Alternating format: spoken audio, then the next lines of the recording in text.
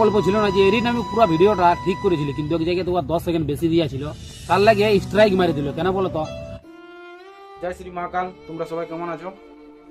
আশা করি ভালো আছো। আর ভালো যদি না থাকো তো ভালো থাকার চেষ্টা করো। তো ভিডিওর থাম্বনেল থেকে বুঝতেই পারছো যে কি ব্যাপার। তো তার আগে কিছু আমি কথা বলতে চাই পুরুলিয়ার শিল্পী বাদল বাল ওয়ান নিয়ে। তো আমি ঘরে বানাচ্ছি ভিডিওটা, বেশি কিছু বলছি না ওয়ান নিয়ে। তো সে হচ্ছে বদমাইশ ভাই। ও যদি না রোস্ট মারতো পুরুলিয়া থেকে ও যেত না, আর পুরুলিয়ার এই যত শিল্পী করে খাইছে এদের করে খাইতেও দিত না।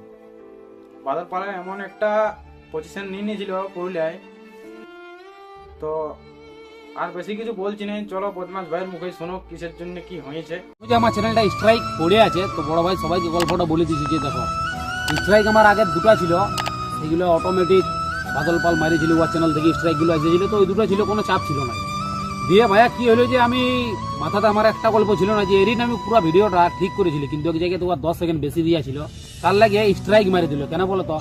দুটা স্ট্রাইক এসেছে, একটা ওর র্যাপ সংটাতে, আর একটা যে দেখবে ইনস্টাগ্রামে তুলসীমালা পরে যে ভিডিওগুলো বানায় ওর ভিডিওটাতে স্ট্রাইক পড়েছে। দুটো স্ট্রাইক আর চান্স আছে, কিন্তু আসবে নাই। কেন বলো তো? ওদের সাথে গল্প হয়েছিল, ওরা দুজনেই বলছে যারা যারা স্ট্রাইক গিলে মারেছে, যে ভাই বলছে তুই একটা মাফি মাগা ভিডিও বানা, সরি তরি বল, তাহলে তোর স্ট্রাইক গিলে তুলে দেবো। কিন্তু দেখো সবাই যদি একটা নিজের নিজের অকাত বানায় রেখেছে, তাহলে সেই সিস্টেমটার উপর সরি বললেও মানা যায়।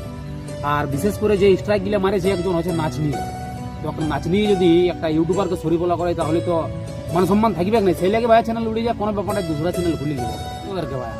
এবার তোরা যদি ভাবিস যে এটা হুমকি, কিন্তু হুমকি নাই, একটা ব্যক্তিগত অধিকার যে তুমি ভাই আমাদের এরিয়ায় থাকবি, আর তুমি যদি আমাদের ছেলের ক্ষতি করবি, তাহলে তো এটা সভা দিবে না।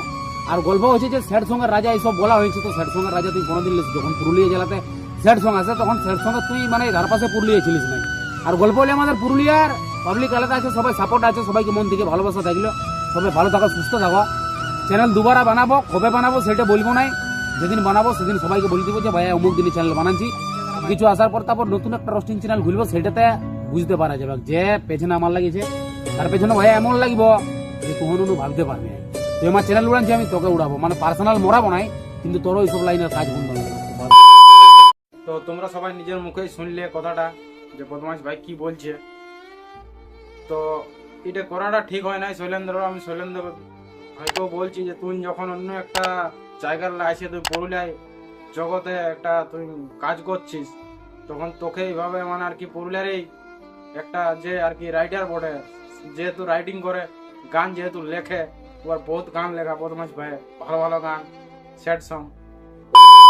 তোমরা সবাই শুনতে পেলে যে আমি চ্যানেল কবে খুলিব, কখন খুলিব আমি কাউকে এখন বলছি নাই। আমি যখন খুলিব তখন তোমাদেরকে সবাইকে জানাই দেবো। তো এইবার আরেকটা মাঝে পয়েন্ট আসছে। এইবার মাঝের পয়েন্টটা বদমাস ভাই যেটা বলেছে যে তুই যেমন আমার পেছনে লাগিয়েছিস আমার চ্যানেল উড়ানছিস, তেমনি তোকে উড়ান দেবো। তো বলছে পার্সোনাল তোকে মরাইন দেবো আমি। মানে শৈলেন্দ্রকেই বলছে, আমার যতটা মানে আর কি ভিডিওটা শুনিয়ে দেখে আর কি যতটুকু আমি বুঝতে পারলি, যেটা শৈলেন্দ্রকে টার্গেট করেছে পুরুলিয়া ডিস্ট্রিক্টে এই শিল্পী জগতে ও আর কাজ ওকে করতে দিবে না বদমাস ভাই, এইটাই ওর বলার উদ্দেশ্য। তো আমি বেশি কিছু বলছি না, এখানে ভিডিওটা শেষ করছি। জয় হিন্দ, জয় ভারত, ভালো থাকো, সুস্থ।